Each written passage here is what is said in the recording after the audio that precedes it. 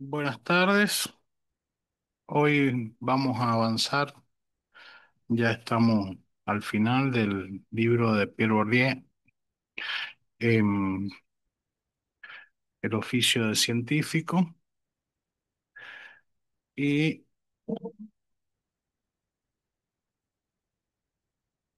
em, bueno, siempre antes de empezar les digo lo mismo. Espero que se suscriban al canal, que le den me gusta a los videos, que comenten. eh, Así me ayudan a difundir. Em, y bueno. Mientras tanto voy buscando,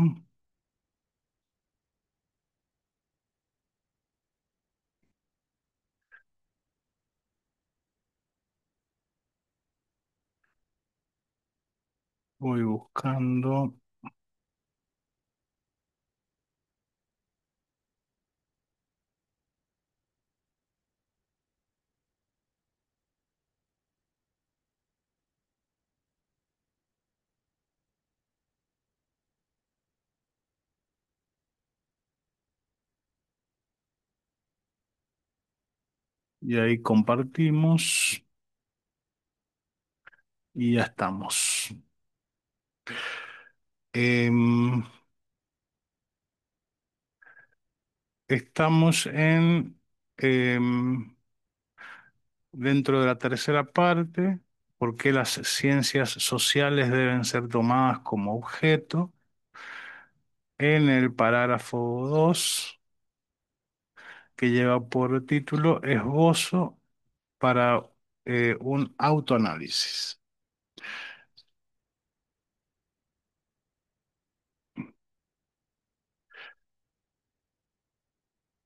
Bueno. Ya habíamos empezado con ese parágrafo y comienzo la lectura. Dice, voy a comenzar por evocar la posición que yo ocupaba en el campo de las ciencias sociales en diferentes momentos de mi trayectoria y tal vez por el paralelismo con las otras corrientes de la sociología de la ciencia, en el subcampo de la sociología de la ciencia. En el momento en que escribí mi primer texto sobre el campo científico, al comienzo de los años 70, o sea, en un momento en el que la nueva sociología de la ciencia todavía no había hecho su aparición, aunque las condiciones sociales que sin duda han contribuido mucho a su éxito social en los campus estaban entonces a punto de constituirse. Pero es preciso, sin duda,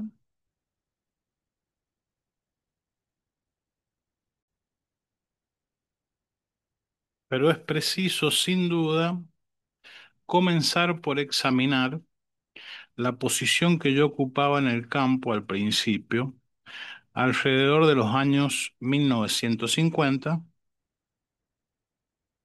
Normalien Philosophe, es decir, la de un licenciado en filosofía que estudiaba en la escuela normal, posición privilegiada en la cima del sistema escolar en un momento en que la filosofía podía parecer triunfante. En realidad, ya he contado la parte esencial y necesaria para la explicación y la comprensión de mi trayectoria posterior en el campo universitario, a excepción quizá del hecho de que en aquellas épocas y en aquellos lugares la sociología y en menor grado la etnología eran disciplinas menores e incluso despreciadas.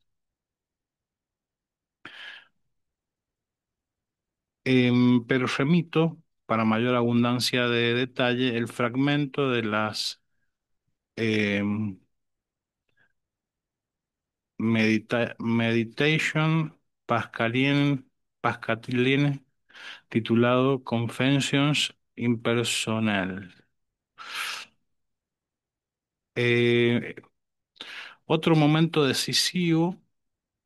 la entrada en el campo científico a principios de los años 1960.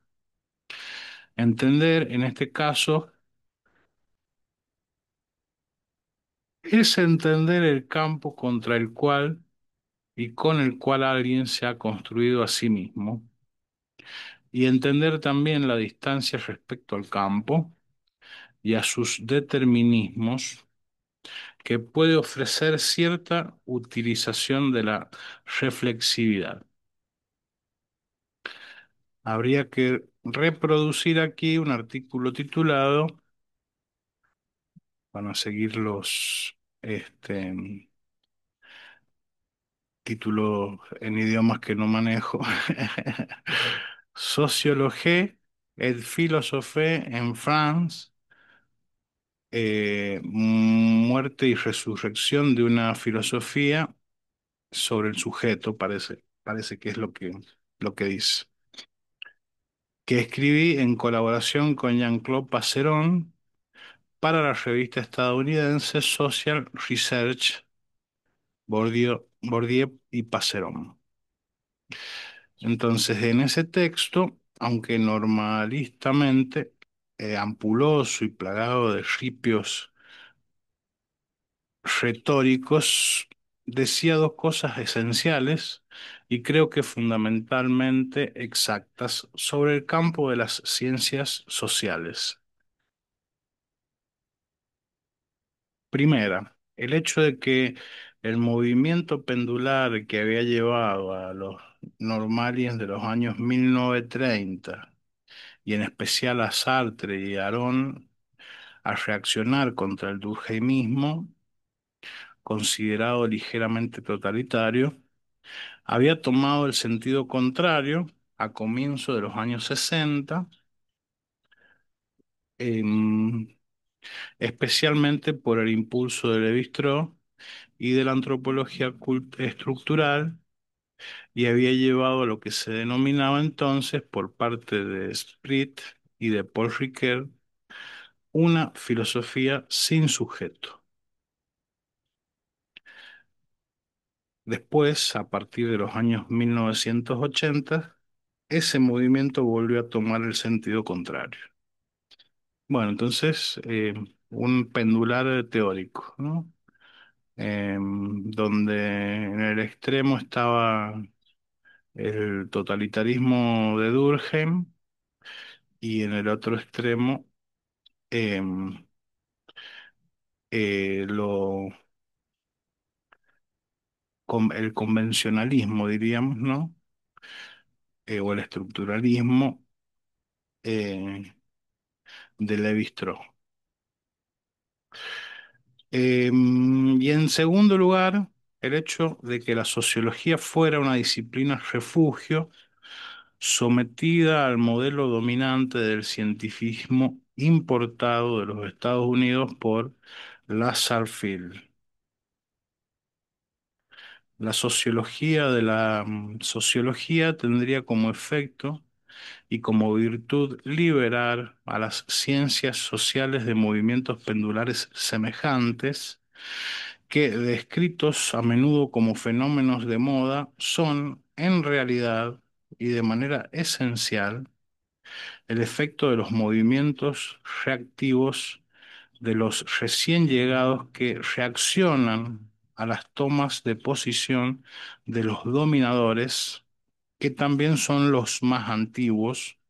sus mayores. Construir, construir el espacio de las posibilidades que se me presentaba en el momento de la entrada en el campo significa reconstruir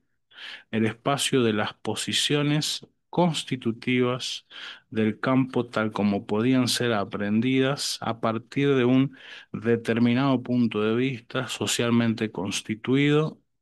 el mío, sobre ese campo, punto de vista que se había instituido a lo largo de toda la trayectoria social que conducía a la posición ocupada y también por medio de esa posición de ayudante de Raymond Aron en la Sorbona y de secretario general del Centro de Investigación que acababa de crear en la Escuela de Altos Estudios. Para recomponer el espacio de las posibilidades hay que comenzar por reconstruir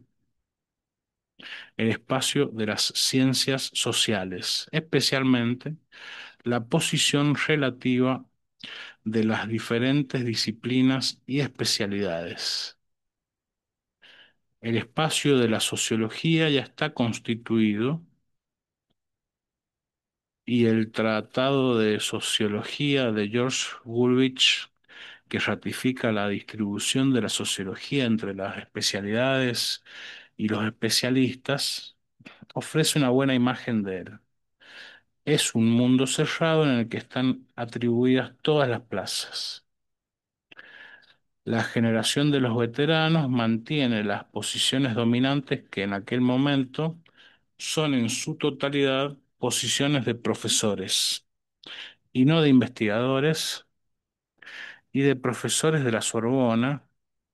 que para dar la medida de los cambios morfológicos ocurridos a partir de entonces, con la multiplicación de las plazas, sobre todo de categoría inferior, sumaban en total 3 plazas de profesores de sociología y psicología social, provista cada una de ellas de un único ayudante. George Woolwich, que regenta la Sorbona de manera notoriamente despótica,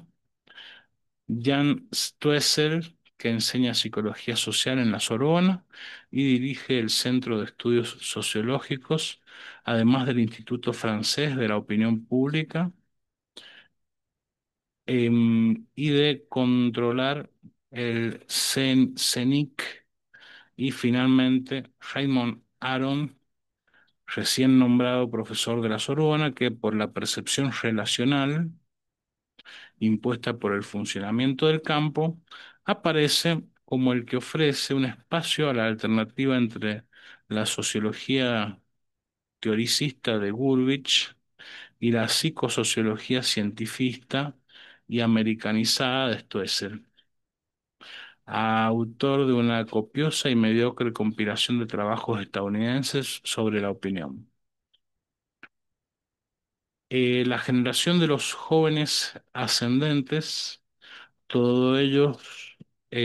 ellos bordeando la cuarentena, se reparten la investigación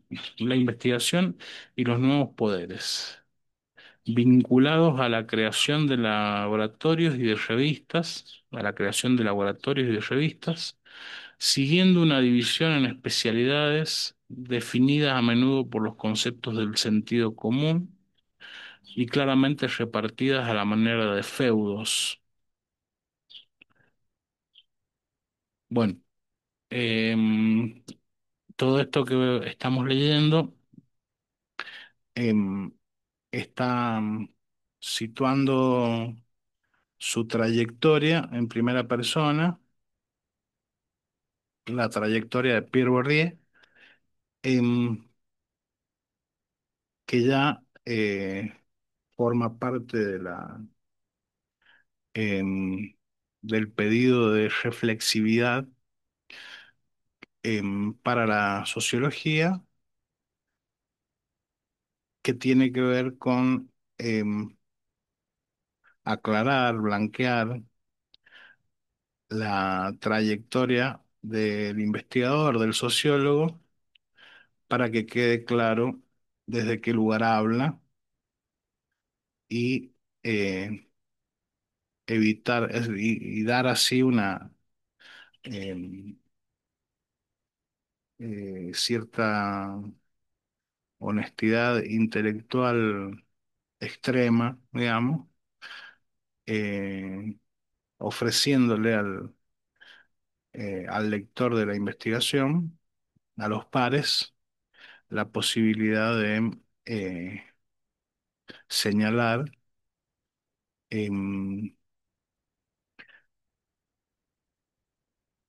que es debido a ciertos privilegios o a cierta posición en el estado,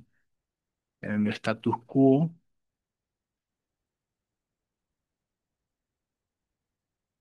que, digamos, en la idea de que la teoría propuesta está teñida de la biografía de cada investigador. Entonces, cuando en esta búsqueda de la reflexividad, pues, Bourdieu busca transparentar esa biografía para que se pueda ver eh, claramente que una propuesta teórica sobre em,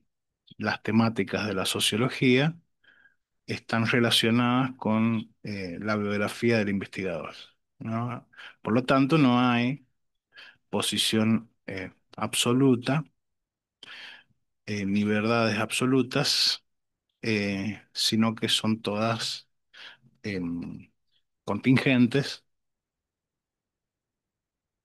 y están afectadas de, de las posiciones y de los recorridos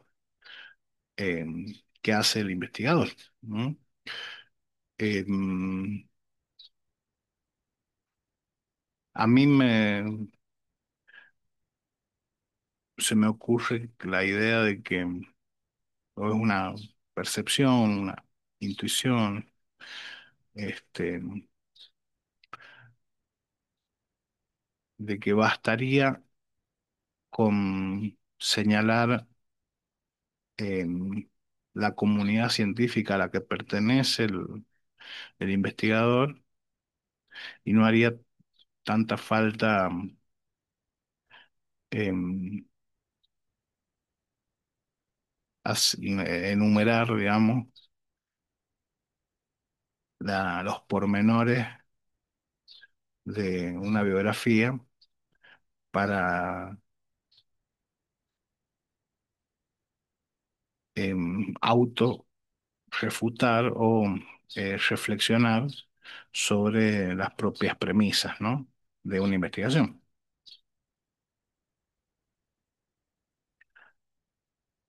Entonces,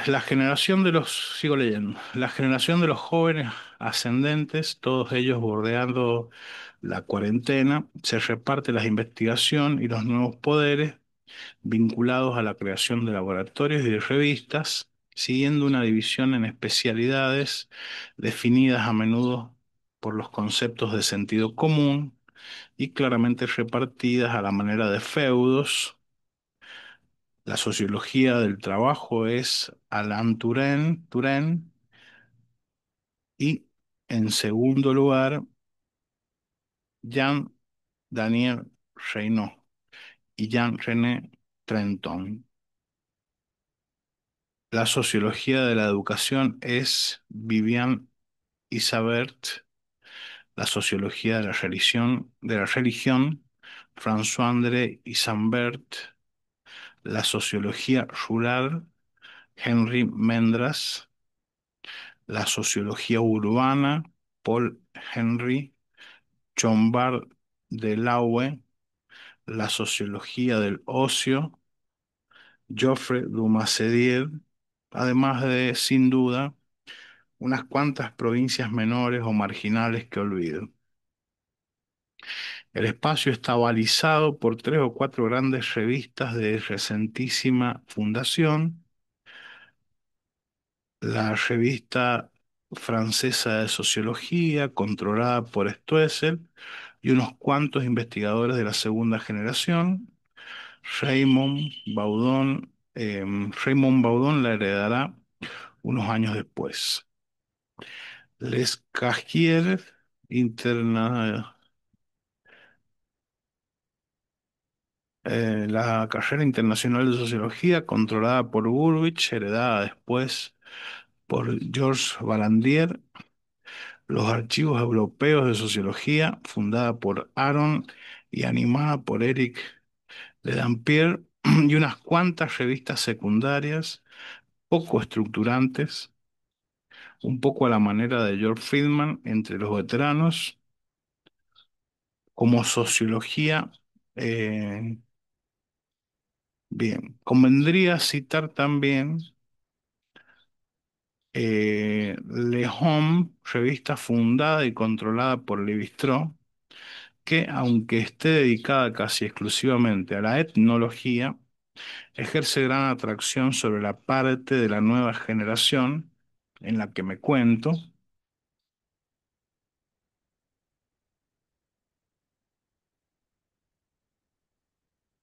cosa que recuerda la posición eminente de la etnología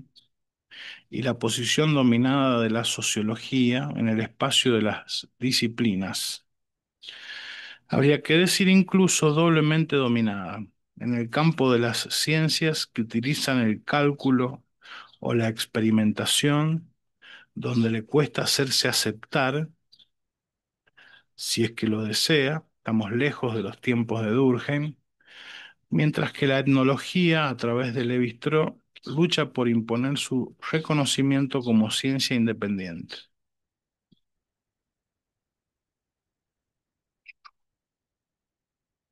utilizando especialmente la referencia a la lingüística, entonces en su momento más alto. Así como en el campo de las disciplinas literarias, en el que las ciencias humanas siguen estando llenas para muchos filósofos de jactancia de su condición y de literatos ansiosos de distinción, continúan siendo abundantes aquí y ahora, aprovechados de última hora y advenedizos. A nadie sorprenderá encontrar en esta disciplina refugio muy, por no decir demasiado, acogedora o como graciosamente explica Yvette del South, poco intimidadora, o en escaso número de miembros de la categoría A, que son fundamentalmente profesores que enseñan la historia de la disciplina y practican en escasa medida la investigación, y una masa, en realidad no muy numerosa, de miembros de la categoría B, muy raramente profesores adjuntos, sobre todo de filosofía, y procedentes de orígenes escolares muy diversos, muy diversos. La licenciatura de sociología no existía en el momento de la entrada de la segunda generación. Estos investigadores, que no han recibido una formación única y homogeneizadora, adecuada para darles sensación de unidad, y que se dedican de manera fundamental a investigaciones empíricas, en su mayoría tan pobres teóricas como empíricamente, se diferencian de los historiadores, por ejemplo, por todos los índices de una enorme dispersión, en especial en materia de nivel escolar, que es poco favorable a la instauración de un universo de discusiones racionales. Cabría hablar de disciplina paria, la devaluación, que en un medio intelectual que está, sin embargo, muy ocupado y preocupado por la política, aunque muchos compromisos con el Partido Comunista especialmente siguen siendo una manera sin duda bastante paradójica de mantener a distancia el mundo social, afecta todo lo que concierne a las cosas sociales y acaba, en efecto, reforzando una posición dominante en el campo universitario. Respecto a ese punto, aunque la situación haya cambiado un poco, la parte esencial de esta descripción sigue siendo válida, como lo demuestra el hecho, verificado por mil indicios, de que el paso de la filosofía a la sociología va acompañado, tanto en la actualidad como en los tiempos de Durkheim, de una especie de degradación, así como el hecho de que entre los tópicos más arraigadamente instalados en el cerebro de los filósofos o de los literatos existe la convicción de que, sea cual fuere el problema, es preciso ir más allá de la sociología o superar la explicación meramente sociológica en nombre del rechazo del sociologismo. Pero la sociología también puede ser un medio de continuar la política por otros procedimientos. Bueno, em, sea cual fuere el problema, es preciso ir más allá de la sociología. Ir más allá de la sociología justamente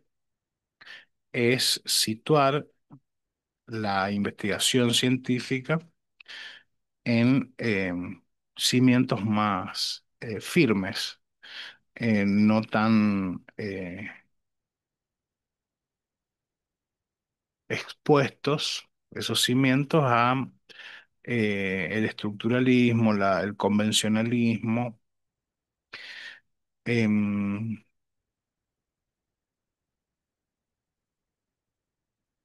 Eso. Dice, pero la sociología también puede ser un medio de continuar la política por otros procedimientos. Por ello, sin duda, se opone a la psicología muy feminizada por el atractivo que ejerce sobre las jóvenes universitarias. Y en la clasificación de las ciencias de Auguste Comte aparece como la disciplina de la culminación, capaz de rivalizar con la filosofía si se trata de pensar las cosas del mundo en su globalidad. Raymond Aron, que ha transportado a la sociología la totalidad de las ambiciones de la filosofía a la manera de Sartre, escribe una obra titulada Paz y Guerra entre las Naciones. Por otra parte, la referencia a los Estados Unidos, mediante la cual se enfrenta a las disciplinas canónicas, historia, literatura o filosofía, le da un aire de modernidad. En suma, es una disciplina que, tanto por su definición social como por la gente a la que atrae, profesores, investigadores o estudiantes, ofrece una imagen ambigua, por no decir desgarrada. Convendría analizar también la relación entre la sociología y la historia, que tampoco es sencilla. Y para ofrecer otro indicio de la condición de paria que corresponde al sociólogo, me limitaré a recordar a mis oyentes el cuidado que ponen los historiadores en excluirse de las ciencias sociales, y que, mientras manifiestan muy gustosamente su vinculación con la etnología, mantienen las distancias con la sociología, de la que, al igual que los filósofos, aprovechan muchas cosas, sobre todo en materia de instrumental conceptual, pero también en este caso me remito, para mayor abundancia de detalle, a una conversación que sostuve hace unos cuantos años con un historiador alemán de la Escuela de los Anales. Para construir el espacio de las posibilidades que se engendra en la relación entre un habitus y un campo, es preciso además evocar rápidamente, lo haré a continuación, las características del habitus que yo introducía en ese campo. Hábitos que, debido a mi trayectoria social, no era modal en el campo filosófico, y menos aún gracias a mi trayectoria escolar en el campo sociológico, y que me separaba de la mayoría de mis contemporáneos filósofos o sociólogos. Además, al regresar de Argelia, con una experiencia de etnólogo que realizaba en las difíciles condiciones de una guerra de liberación, había significado para mí una ruptura decisiva con la experiencia escolar. Era propenso a tener una visión bastante despectiva de la sociología y de los sociólogos, la del filósofo reforzada por la del etnólogo. Se entiende que en tales condiciones el espacio de las posibilidades que se me ofrecían no podía reducirse al que me proponían las posiciones constituidas como sociológicas en Francia o en el extranjero, es decir, en los Estados Unidos y de manera secundaria en Alemania e Inglaterra. Está claro que todo me llevaba a no dejarme encerrar en la sociología o ni siquiera en la etnología y la filosofía, y a pensar mi trabajo en relación con el conjunto del campo de las ciencias sociales y de la filosofía. Un paréntesis, dice, el hecho de ser aquí a un tiempo sujeto y objeto del análisis redobla una dificultad muy común del análisis sociológico: el peligro de que las interpretaciones propuestas de las prácticas, lo que se llama a veces las intenciones objetivas, sean entendidas como las intenciones expresas del sujeto que interviene, sus estrategias intencionales, sus proyectos explícitos. Por ejemplo, cuando pongo en relación, cosa que de acuerdo con un buen método es imposible dejar de hacer, mis proyectos intelectuales, particularmente vastos y desconocedores de las fronteras entre especialidades,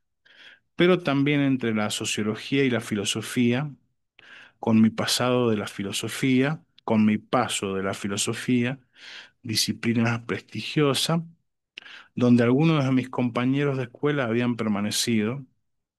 lo que es sin duda muy importante desde un punto de vista subjetivo. A la sociología y con la debilitación del capital simbólico que objetivamente originaba, eso no significa, sin embargo,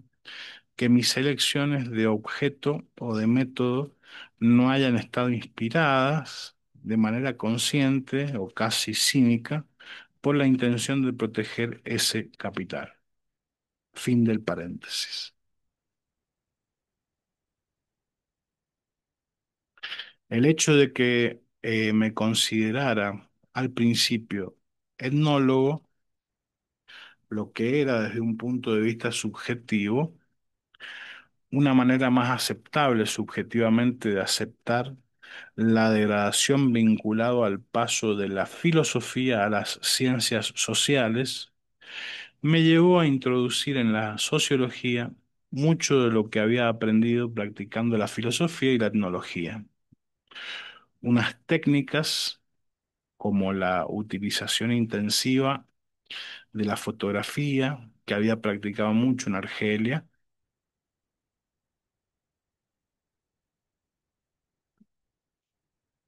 unos métodos como la observación etnográfica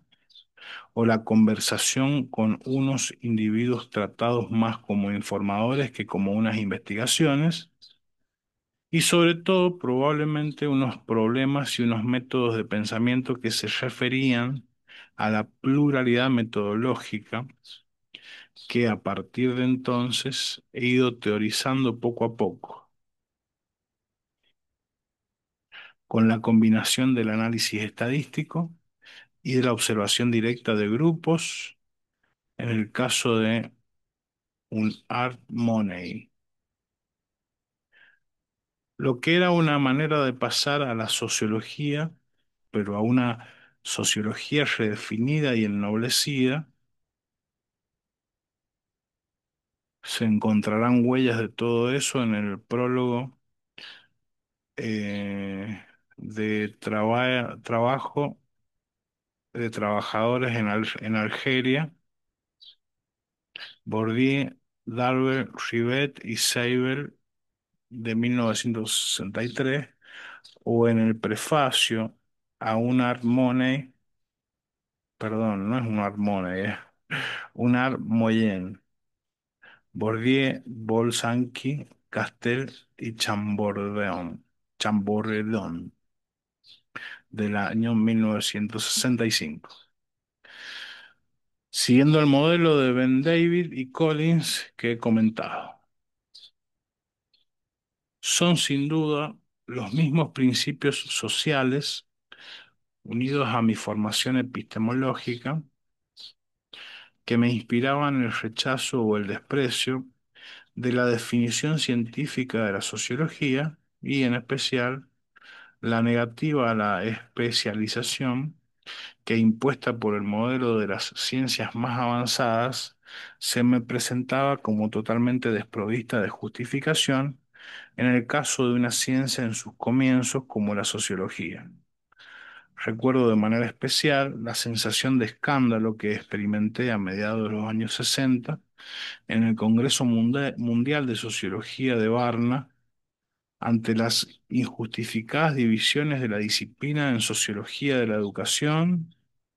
sociología de la cultura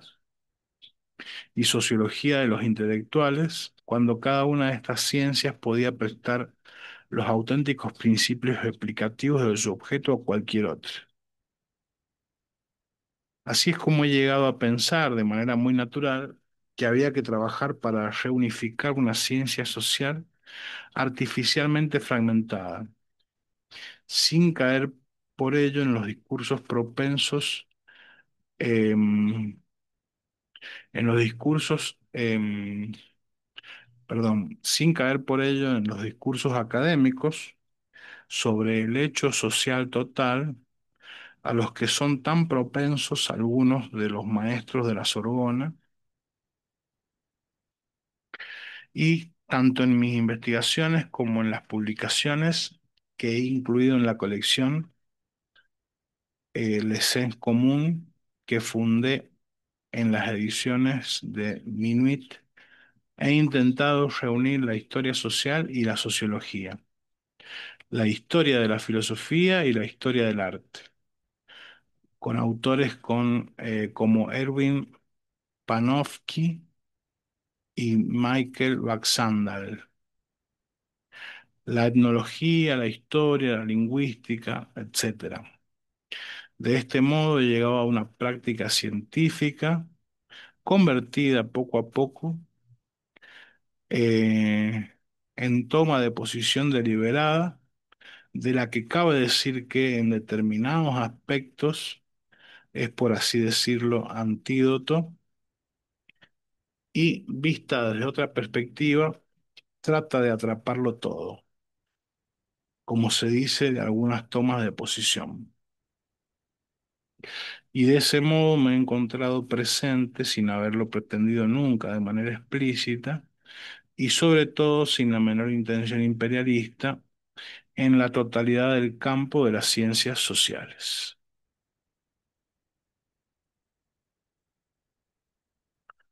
Lo cual quiere decir que, incluso si he llegado a concebir y a formular explícitamente el proyecto, refiriéndome al gran modelo durkheimiano, jamás he tenido la intención explícita de hacer una revolución en las ciencias sociales, sino tal vez contra el modelo estadounidense, entonces dominante en todo el mundo, y muy especialmente contra el corte que introducía y conseguía imponer en todo el universo entre la theory y la methodology, encarnada en la oposición entre Parsons y Lasserfeld, quien tenía sus agencias y sus sucursales de introductores, de traductores y de comentadores en Francia. Y también, pero en otro terreno, contra la filosofía que, en su definición social dominante, me parecía representar un obstáculo fundamental para el progreso de las ciencias sociales. A menudo me he definido en esta misma institución y sin duda de manera un poco irónica como el líder de un movimiento de liberación de las ciencias sociales contra el imperio y el poder de la filosofía. Bueno, no hay mucho que yo pueda comentar, porque bueno, eh, hay mucho que desconozco, pero también porque justamente una biografía en donde nos estamos enterando, ustedes y yo, del periplo que ha seguido Bourdieu desde que eh, se iniciara en la sociología, siendo un profesor de filosofía, ¿no? Así que bueno, más que nunca eh, se va a tratar de una lectura, este, y nada más, no voy a poder introducir ningún comentario.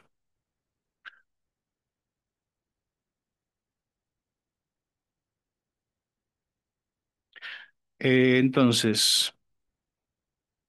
no sentía mayor indulgencia por los sociólogos que veían el paso por los Estados Unidos como una especie de viaje iniciático de la que había sentido 10 o 15 años antes, por los filósofos que se precipitaban sobre los archivos inéditos de un Husserl, cuyas obras principales, eh,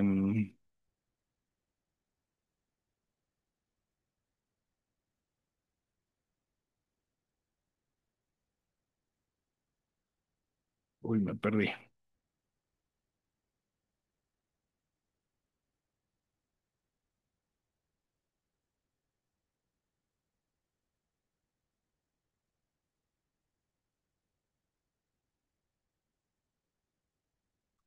Mm,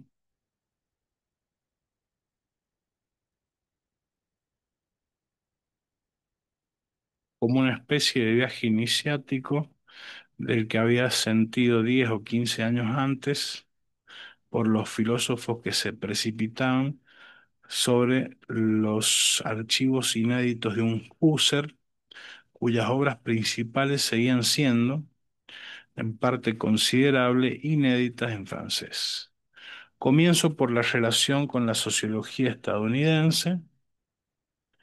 que en su expresión más visible,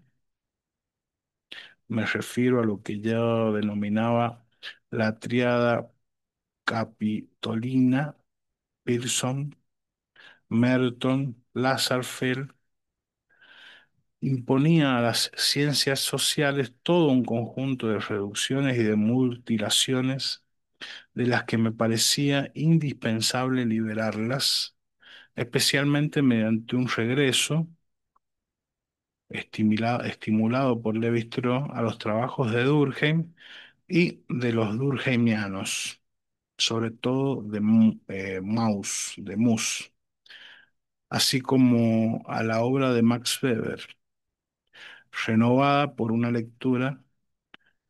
que rompiera con la reducción neocantiana que había operado Aaron.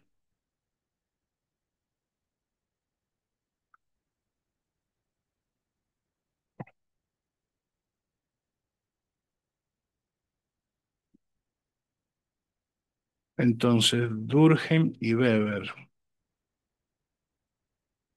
dos autores inmensos que habían sido anexionados y vulgarizados por Pearson. Para combatir esta nueva ortodoxia socialmente muy poderosa, el propio Aaron dedicó 2 años de seminario a Pearson eh, y Lassalle enseñó durante un año ante toda la sociología francesa congregada por Boudon y Lecuyer. Bueno, no toda, existía por lo menos una excepción, los rudimentos de la metodología que la auténtica multinacional científica que había creado imponía con éxito en todo el universo. Era preciso recurrir a estrategias realistas y rechazar dos tentaciones suplementarias acudiendo a la sociología y en especial a trabajos como el de Michael Pollack, Paul Lazarsfeld, eh, fundador de una multinacional científica. Ese era el trabajo de Pollack.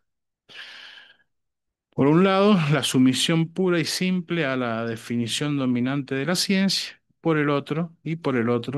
el encierro en la ignorancia nacional que llevaba, por ejemplo, al rechazo a priori de los métodos estadísticos asociados al positivismo estadounidense, posición cuyo defensor más visible era, sin duda, Lucien Goldman, junto con algunos otros marxistas que consideraban sospechosa a priori cualquier referencia a Max Weber o a la literatura anglosajona, a lo que a menudo apenas conocían, entre otras cosas, contra esa reclusión nacional políticamente estimulada y reforzada emprendí con la colección Les Sens Común de las edición de Minuit y después con la revista Actas de la en Ciencias Sociales. La apertura del camino a los grandes investigadores extranjeros clásicos como Cassirer o contemporáneos como Goffman, Labov, etcétera. En la lucha contra la ortodoxia teórica y metodológica que dominaba el mundo científico, intenté encontrar aliados en Alemania, pero el corte entre los teóricos escolásticos, la Escuela de Frankfurt, Habermas y después Luhmann, y los empiristas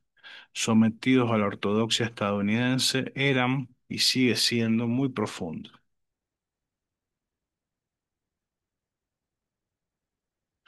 prácticamente